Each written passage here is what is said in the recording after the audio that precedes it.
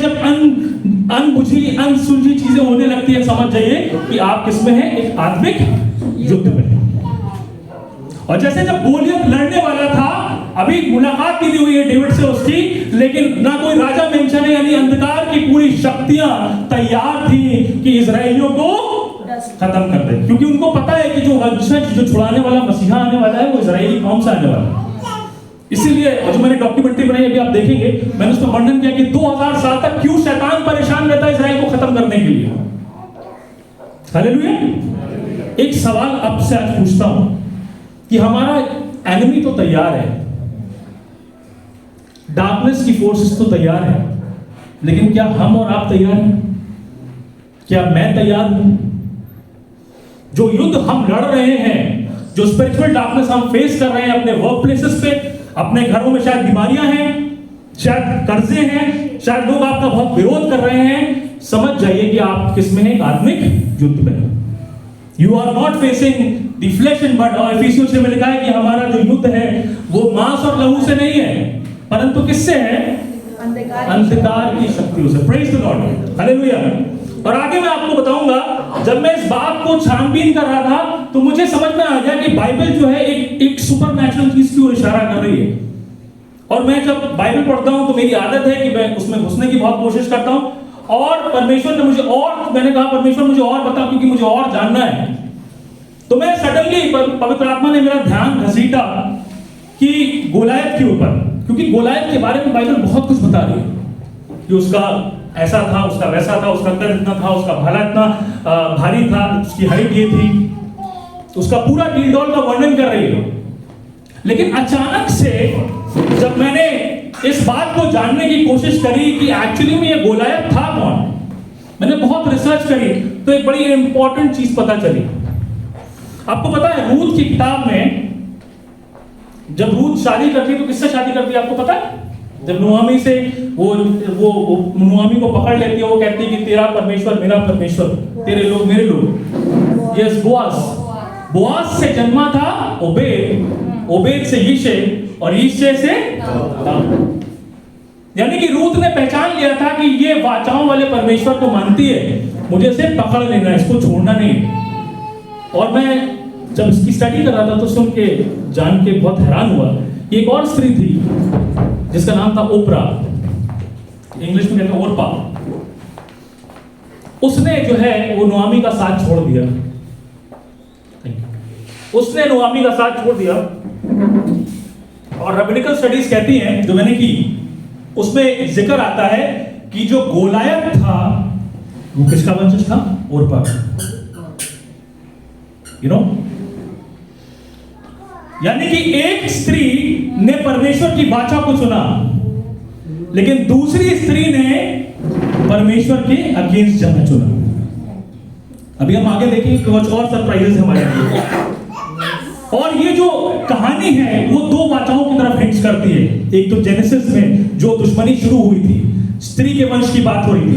Biologically देखेंगे तो there is nothing like the seed of woman, it's always the seed of man. आप सबको पता है, बताने की जरूरत नहीं। इसीलिए सीड ऑफ वुमन, इसीलिए न्यू टेस्टामेंट में यीशु मसीह का कुंवारी के रूप से, कुंवारी के गर्भ से पैदा होना आवश्यक था। हालेलुया। ये भेद की बात मैं चाहूंगा तो प्रभु यीशु मसीह के लिए ताली बजाइए। हमारा जो परमेश्वर है ना, हमारी जो बाइबल है वो भेदों से भरी है, बस आवश्यकता है हमें थोड़ा सा जानने की डिटेल। हालेलुया। इतनी अमेजिंग है बाइबल। और जब मैं ओरपा के बारे में पढ़ रहा था तो कुछ और इंटरेस्टिंग चीजें पता चली। मैं चाहूंगा कि आप लोग निकाल लें वर्स नंबर 12 से। देखिए, इससे पहले कि मैं आऊं, 6 के विषय में बाइबल बहुत बता रही है कि उसका 600 शकील उसका वेट था, उसकी हाइट वो इतने गुना थी, है ना, उसके बारे में। एंड दिस इज समथिंग, 6 का जो नंबर आता है आपको पता है रेवलेशन में किसका है? 666, शैतान का। तो एक और हिंट पवित्र आत्मा ने मुझे दिया कि यह कोई मानवीय युद्ध नहीं था, ये डेमोनिक युद्ध था। और मेरे और आपके जीवन में भी, क्योंकि हम 7 के मानने वाले परमेश्वर को, जिसने 7 दिन, जिसमें 6 दिन उसने बनाया और 7वें दिन विश्राम किया। 7 is the number of God. 6 against खड़ा था 7 के। फ्लेश खड़ा था और जो स्पिरिचुअल डार्कनेस थी, फोर्सेस थी, वो खड़ी थी किसके अगेंस्ट में? परमेश्वर के अगेंस्ट में। और आज तक ये लड़ाई अंधकार और लहू की आत्मा से आज भी हो रही है। हालेलुया। और जब मैं पढ़ रहा था फर्दर वर्सेस, तो मैंने एक और बड़ी इंपॉर्टेंट चीज नोट करी, क्योंकि मैंने 20 साल बाइबल स्टडी करी और मेरे बाइबल टीचर ने मुझे एक चीज सिखाई है कि जब बाइबल में जब तुम पढ़ो और तुम्हें कुछ अटपटा लगे तो वहां पर खोदना शुरू कर दो, क्योंकि कोई ना कोई रहस्य छुपा होगा। और जब मैंने वर्सेस 12 से पढ़ना शुरू किया दोस्तों, तो यहां पर लिखा हुआ है दाऊद, और दाऊद के विषय में लिखा है कि दाऊद यहूदा के बैतलहम उस इब्राती पुरुष का पुत्र था जिसका नाम गीशे था।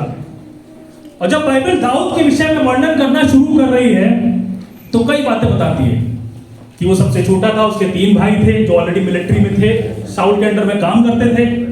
लेकिन अचानक से मैं आपका ध्यान खींचना चाहूंगा, मैं चाहूंगा कोई वर्ड्स पढ़ दीजिए और 15 से पढ़ना शुरू, 14 से पढ़ना शुरू करिए, 16 तक पढ़िए, 17 तक पढ़िए प्लीज। सबसे दाऊद छोटा था, ओके, और तीनों बड़े पुत्र शाऊल के पीछे होकर गए थे। ओके, और दाऊद बैतलहम में अपने पिता की भेड़ बकरियां चराने को शाऊल के पास से आया जाया करता था। ओके, वह पलिश्ती तो 40 दिन तक सवेरे और सांझ को निकट जाकर खड़ा हुआ करता था। ओके, और आगे? यिशै ने अपने पुत्र दाऊद से कहा, यह एपा भर भुना हुआ अनाज और ये 10 रोटियां लेकर छावनी में अपने भाइयों के पास दौड़ जा। ओके, अब मुझे एक सवाल आपने जो भी वर्सेस मैंने पढ़ाया, आपने कुछ नोटिस किया? आप लोग सब स्कॉलर्स, मैं हमेशा कहता हूँ हमारा चर्च जो स्कॉलर्स का चर्च है, आपने कोई चीज नोटिस करी? तो बड़ी स्ट्रेंज, इन 4 वर्सेस को जो मैंने पढ़ाई आपने कुछ नोटिस किया?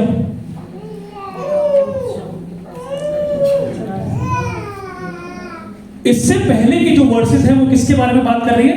दाऊद के विषय में। लेकिन अचानक से एक वर्स आती है जो किसके विषय में बात कर रही है? पलिश्ती दाऊद के, सॉरी पलिश्ती गोलियत के बारे में। और फिर अचानक वर्स 16 से और 17 से जो है दोबारा दाऊद के ऊपर शिफ्ट हो जाती है।